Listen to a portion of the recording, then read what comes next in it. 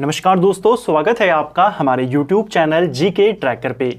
देखिए फ्रेंड्स, आज के वीडियो में हम बात करेंगे जो हमारी एक सीरीज़ है परीक्षा वाणी संक्षिप्त अवलोकन सीरीज़, जिसमें हम परीक्षा वाणी का जो सबसे बड़ा चैप्टर है उत्तराखंड एक संक्षिप्त अवलोकन, जिसमें आपकी पूरी किताब का सार आपको दिया गया है, उसको यहाँ पर कवर करते हैं, प्रश्नों के रूप में कवर करते हैं अतिरिक्त तथ्यों के साथ। अभी तक हमने इस सीरीज में 11 पार्ट्स में 550 प्रश्नों को कवर कर लिया है। अगर आपने इसकी पिछली क्लासेस को नहीं देखा है, आप उनको प्लेलिस्ट में जाकर देख सकते हैं। तो चलिए दोस्तों, आज की क्लास को शुरू करते हैं। लास्ट वीडियो में हमने वनों से संबंधित प्रश्नों की शुरुआत करी थी। आज हम वनों से संबंधित और प्रश्नों को यहाँ पर कवर करेंगे, उनका रिवीजन करेंगे, जो लेटेस्ट वन रिपोर्ट है उसके अनुसार, साथ में वन औषधियों को लेकर के प्रश्नों की शुरुआत कर जाएंगे। चलिए, आज का हमारा पहला क्वेश्चन है, 17वें वन रिपोर्ट के अनुसार सर्वाधिक और सबसे कम वन वृद्धि वाले जिले कौन से हैं? तो लास्ट वीडियो में जो हमारा आखिरी क्वेश्चन था वो ये था कि 17वीं वन रिपोर्ट के अनुसार उत्तराखंड के कितने जनपदों में वृद्धि हुई है वनों में। हमने देखा था 8 जनपदों में वृद्धि हुई है और 5 जनपदों में कमी हुई है। सबसे ज्यादा जो वृद्धि हुई है वो नैनीताल में हुई है, 2.93 वर्ग किलोमीटर। इसे करना प्रतिशत नहीं होगा, वर्ग किलोमीटर होगा। इतना बड़ा है नैनीताल में जो सबसे ज्यादा है। सबसे कम बढ़ोतरी कहां पर हुई है? रुद्रप्रयाग में 0.13 वर्ग किलोमीटर। यह है सबसे ज्यादा बढ़ोतरी और सबसे कम बढ़ोतरी। इसी प्रकार आपके पास क्वेश्चन आता है, सबसे कम नुकसान और सबसे ज्यादा नुकसान किस जनपद में हुआ? तो सर्वाधिक वनों का जो नुकसान हुआ वो उधम सिंह नगर में हुआ, -3.71 वर्ग किलोमीटर वहां पर वन कम हो गए। और सबसे कम नुकसान बागेश्वर को हुआ, 0.02 वर्ग किलोमीटर वन वहां पर कम हो गए। सबसे कम कहां बढ़े, सबसे ज्यादा कहां घटे और सबसे कम कहां घटे, ये चारों जनपद आपको याद करना है। नेक्स्ट है, राज्य सरकार द्वारा अभिलिखित यानी रिकॉर्डेड कुल वन क्षेत्र कितना है? देखिए, उत्तराखंड का जो वन क्षेत्रफल है 17वीं वन रिपोर्ट के अनुसार वो 24,305 वर्ग किलोमीटर है। लेकिन राज्य सरकार के द्वारा जो अभिलिखित यानी रिकॉर्डेड वन क्षेत्र है वो आपका लगभग 37,999 वर्ग किलोमीटर है, जिसे हम कुछ जगहों पर टोटल 38,000 वर्ग किलोमीटर देखते हैं।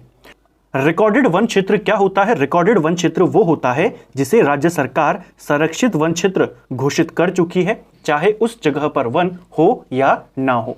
तो वन रिपोर्ट के अनुसार तो 24,305 वर्ग किलोमीटर है, लेकिन सरकार के द्वारा कितने एरिया को वन घोषित किया जा चुका है? लगभग 38,000 वर्ग किलोमीटर।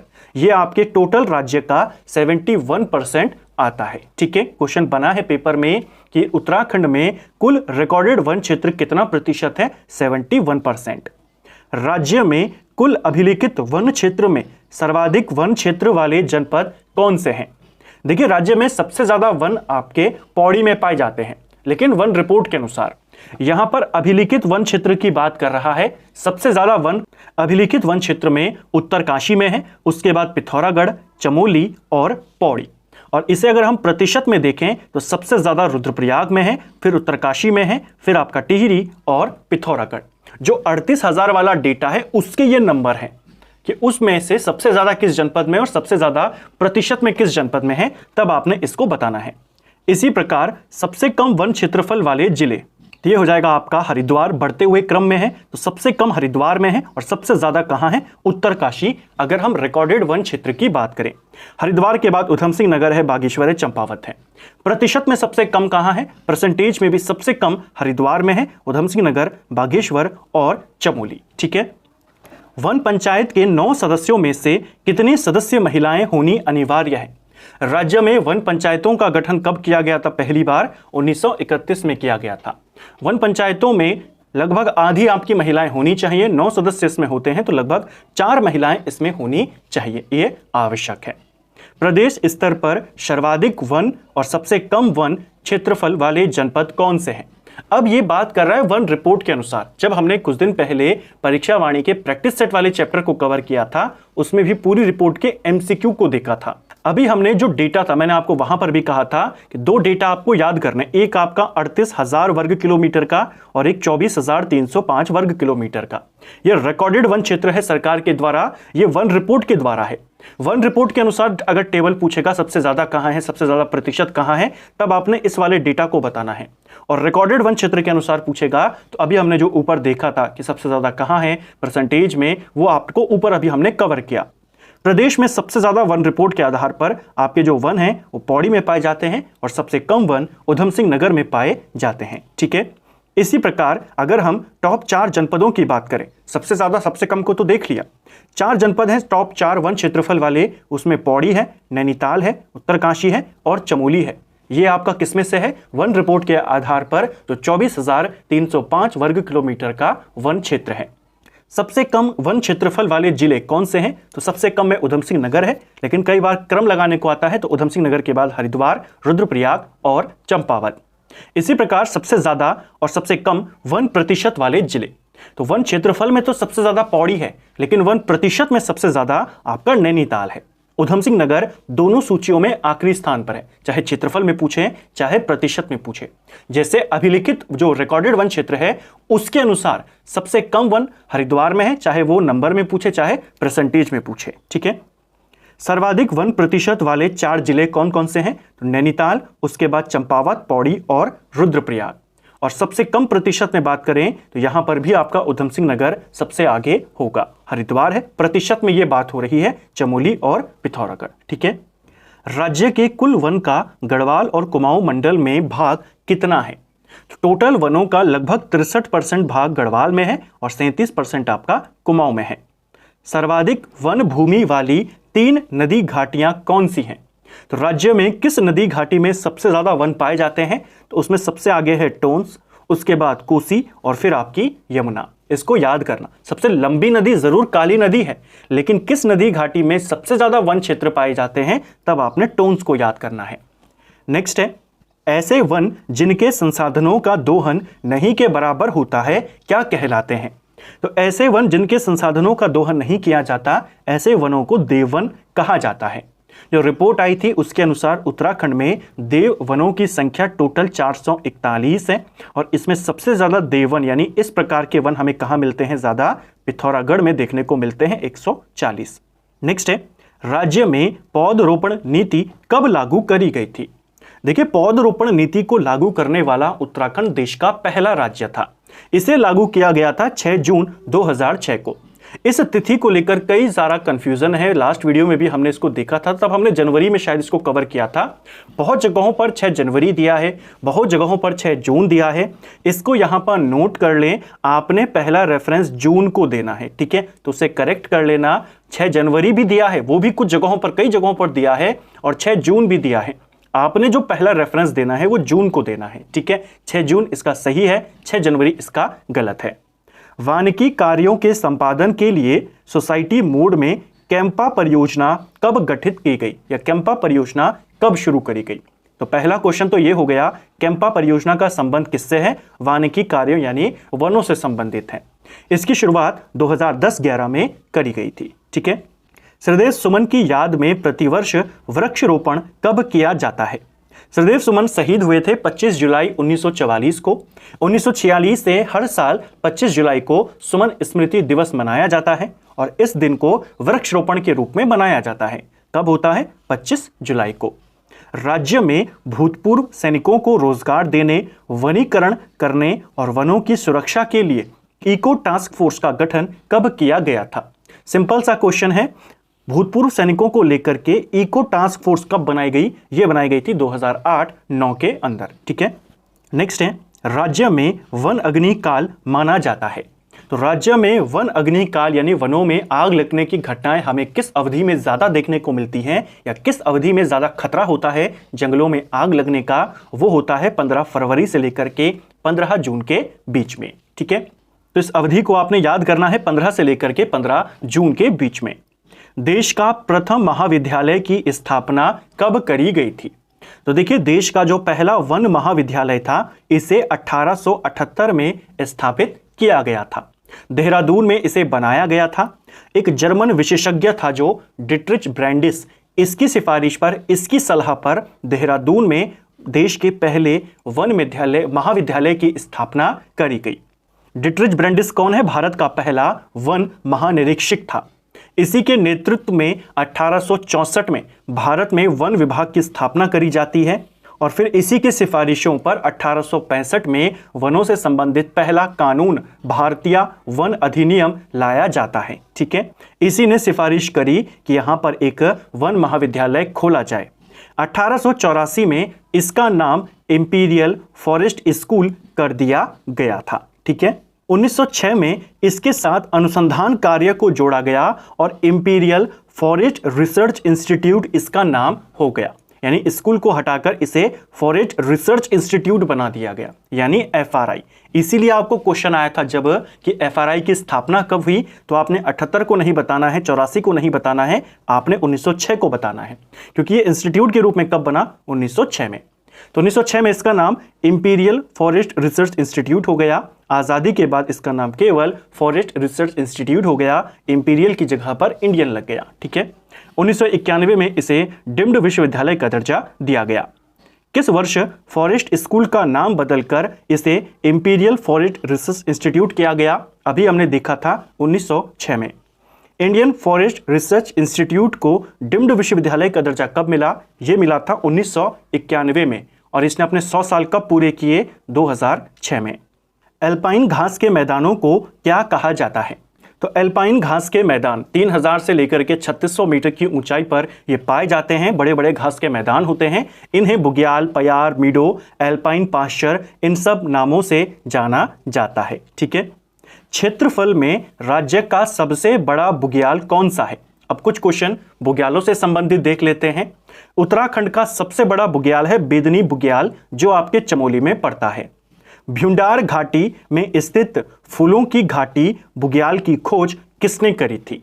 तो फूलों की घाटी की खोज किसने करी थी? फूलों की घाटी की खोज फ्रैंक स्माइथ ने करी थी, 1931 में करी थी। किस पर्वत का आरोहण करके ये वापस लौट रहा था और रास्ता भटकने की वजह से ये फूलों की घाटी में पहुंचा? कामेट पर्वत का आरोहण करके ये वापस आ रहा था और रास्ते में ये भटका और सीधा पहुंचा फूलों की घाटी में। इसके साथ इसका एक साथी था जिसका नाम था होल्सवर्थ, उसका नाम भी याद करेंगे। फूलों की घाटी से ये काफी ज्यादा प्रभावित हुआ और फिर इसने एक किताब लिखी जिसे कहा गया द वैली ऑफ फ्लावर्स। ठीक है, फूलों की घाटी का नाम फूलों की घाटी फ्रैंक स्माइथ की किस पुस्तक के नाम पर पड़ा? तो ये पड़ा था जो इसकी किताब थी द वैली ऑफ फ्लावर्स। इसी के बाद यह ज्यादा प्रसिद्ध हुई फूलों की घाटी के रूप में। यह किताब फ्रैंक स्माइथ ने 1937 में लिखी थी। ठीक है, फूलों की घाटी में फूल खिलने का समय क्या है? तो फूल खिलने का समय है यहां पर जुलाई से अक्टूबर के मध्य में। द्वितीय, फूलों की घाटी चिनाब घाटी कहां स्थित है? तो पहला क्वेश्चन तो यह बनता है राज्य में दूसरी फूलों की घाटी किसे कहते हैं? चिनाब घाटी को, और यह आपके चमोली के पैनखंडा में पड़ती है। कौन सा बुग्याल नंदा देवी, कामेट, माणा, द्रोणगिरी, नीलकंठ, हाथी गौरी आदि पर्वतों से घिरा हुआ है? तो इन सारे महत्वपूर्ण पर्वतों से घिरा हुआ है औली बुग्याल। ठीक है, स्कीइंग के लिए काफी ज्यादा प्रसिद्ध है औली बुग्याल। किस बुग्याल से हिमालय का सबसे भव्य दर्शन होता है? तो हिमालय का सबसे भव्य दर्शन कहां से होता है? बगजी बुग्याल से, जो आपके चमोली में पड़ता है। किस बुग्याल को वेदों का प्रणयन स्थल माना जाता है, यानी वेदों की रचना किस बुग्याल में मानी जाती है? ये मानी जाती है बेदनी बुग्याल। इसीलिए इसका नाम क्या है? बेदनी बुग्याल है। वेदों की रचना यहीं पर हुई ऐसा माना जाता है। किस बुग्याल में शीतकाल में स्कीइंग परीक्षण दिया जाता है? तो शीतकाल में स्कीइंग प्रशिक्षण के लिए फेमस है दयरा बुग्याल। साहसिक खेलों के लिए भी प्रसिद्ध है आपका दयरा बुग्याल, इसके अलावा औली बुग्याल। ठीक है, दयरा बुग्याल को मानचित्र पर लाने का श्रेय किसे दिया जाता है? तो दयरा बुग्याल जो कि आपका उत्तरकाशी में है, इसे प्रसिद्ध करने का जो श्रेय जाता है वो चंद्रप्रभा एतवाल को जाता है। चंद्रप्रभा एतवाल को माउंटेन गोट के नाम से, पहाड़ी बकरी के नाम से भी जाना जाता है। ठीक है, इसी दयरा बुग्याल में मक्खन की होली खेली जाती है जिसे अठूड़ उत्सव कहा जाता है। क्वेश्चन आया था पेपर में, अठूड़ उत्सव कहाँ मनाते हैं? दयरा बुग्याल में, यानी मक्खन की होली। ठीक है, किस बुग्याल के पास से भागीरथी की सहायक नदी इंद्रावती निकलती है? तो भागीरथी की सहायक नदी का नाम है इंद्रावती। यह आपके हरुनता बुग्याल जो उत्तरकाशी में है वहां से आती है। चरथी बुग्याल कहां स्थित है? एक नया बुग्याल है चरथी बुग्याल, ये आपके पिथौरागढ़ के छिपला कोट में पड़ता है। गुलाबी कांठा बुग्याल कहाँ स्थित है? तो गुलाबी कांठा बुग्याल हनुमान चट्टी के नजदीक है, उत्तरकाशी में पड़ता है। ठीक है। बुग्यालों में डोरवा जो कि एक पारंपरिक वस्त्र है, पहने चरवाहों को क्या कहते हैं? तो जो चरवाहे होते हैं बुग्यालों में, चरवाहों का स्वर्ग इसे कहा जाता है, पशुचारकों का स्वर्ग कहते हैं बुग्यालों को। यहां पर जो डोरवा पहने हुए चरवाहे होते हैं, यानी जो पारंपरिक वस्त्र पहने हुए चरवाहे होते हैं, इन्हें पालसी, वाल्च, बकरखाल या लवड़िया नाम से जाना जाता है। चरक संहिता में उत्तराखंड भू क्षेत्र को क्या कहा गया है? तो चरक संहिता में उत्तराखंड के लिए वानस्पतिक बगीचा शब्द का इस्तेमाल किया गया है। सीधा क्वेश्चन आएगा, निम्न में से किस ग्रंथ में उत्तराखंड को वानस्पतिक बगीचा कहा गया है? तब आप कहेंगे चरक संहिता। नेक्स्ट है, चरक संहिता में हिमालय को क्या कहा गया है? तो उत्तराखंड के लिए वानस्पतिक बगीचा और हिमालय के लिए हिमवान औषधि भूमि नाम कहा गया है। ठीक है। राज्य में सर्वप्रथम किस औषधीय पौधे की खेती शुरू करी गई थी? राज्य में 500 से ज्यादा औषधीय पौधों की खेती होती है। सबसे पहले औषधीय जो पौधा उत्तराखंड में उगाया गया वो था बेलाडोना। 1903 में इसकी खेती शुरू होती है। जड़ी बूटियों के संग्रहण का कार्य सर्वप्रथम सहकारिता विभाग द्वारा कब शुरू किया गया? तो राज्य में सहकारिता विभाग के द्वारा जड़ी बूटी के संग्रहण का कार्य ये किया गया था 1972 के अंदर। जड़ी बूटी के संरक्षण एवं संग्रहण के लिए जिलेवार भेषज सहकारी संघों की स्थापना कब करी गई? पहला क्वेश्चन तो यह बन सकता है कि भेषज सहकारी संघों का संबंध किससे है? तब आप कहेंगे जड़ी बूटियों के संरक्षण से है। इसकी स्थापना, भेषज सहकारी संघों की स्थापना 1980 में करी गई थी और जिलेवार करी गई है, यानी हर जिले में एक है। ठीक है। नेक्स्ट है, वन प्रबंधन अधिनियम 1982 के तहत कितनी जड़ी बूटियों को प्रतिबंधित किया गया था? ये क्वेश्चन भी पेपर में आया है। राज्य में इस अधिनियम के तहत टोटल 114 जड़ी बूटियों को प्रतिबंधित किया गया है। हर्बल गार्डन की स्थापना कहां पर करी गई है? तो देखिए, राज्य को एक हर्बल स्टेट के रूप में घोषित किया गया है। राज्य में हर्बल गार्डन भी बनाया गया है जो आपके ऋषिकेश में है, मुनि की रीति में पड़ता है। जड़ी बूटियों के विकास के लिए किसकी अध्यक्षता में औषधीय पादप बोर्ड का गठन किया गया? तो राज्य में औषधीय पादप बोर्ड बनाया गया है जिसका अध्यक्ष राज्य का मुख्यमंत्री होता है। उत्तरांचल का जड़ी बूटी विकास एवं अनुसंधान संस्थान, जिसे शॉर्ट में HRDI कहा जाता है, herbal research and development institute इसका पूरा नाम है। ये कहाँ स्थित है? तो राज्य में HRDI आपके गोपेश्वर में है। इसकी स्थापना 1989 में हुई थी। ठीक है। हर्बल रिसर्च इंस्टीट्यूट कई बार पूछा गया है, कहाँ है? आपका गोपेश्वर में है। राज्य में सर्वाधिक वन किस ऊंचाई पर मिलते हैं? तो राज्य में सबसे ज्यादा वन आपको मिलते हैं 1800 से 3000 मीटर की ऊंचाई पर। इस ऊंचाई पर लगभग हमें 28.8% वन देखने को मिलते हैं। राज्य में सबसे कम वन किस ऊंचाई पर मिलते हैं? 3000 मीटर के ऊपर केवल 7.5% वन है जो सबसे कम है।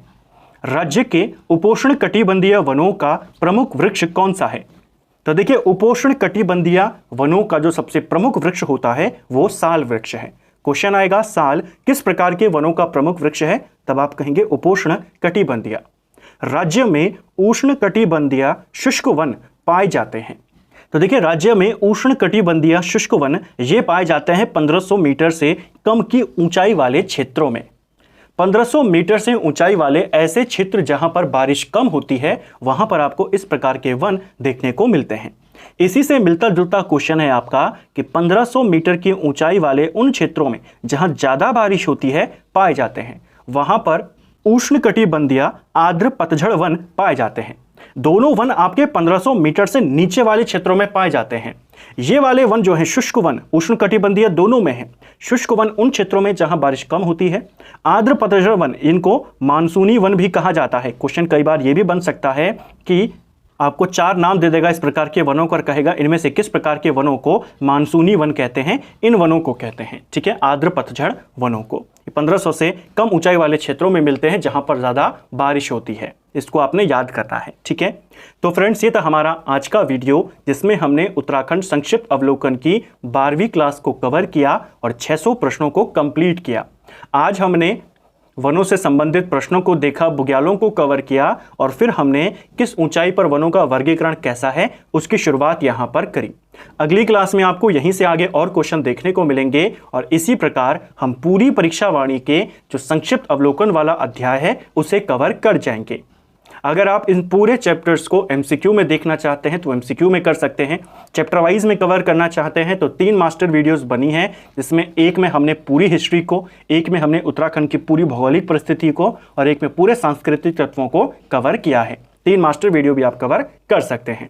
उम्मीद करता हूं आपको आज का वीडियो पसंद आया होगा। अगर आपको ये वीडियो पसंद आई है तो वीडियो को लाइक करें, चैनल पर नए हैं तो सब्सक्राइब करें, अपने दोस्तों के साथ शेयर करें। वीडियो आपको कैसा लगा कमेंट बॉक्स में हमें ज़रूर बताएं। Thank you friends.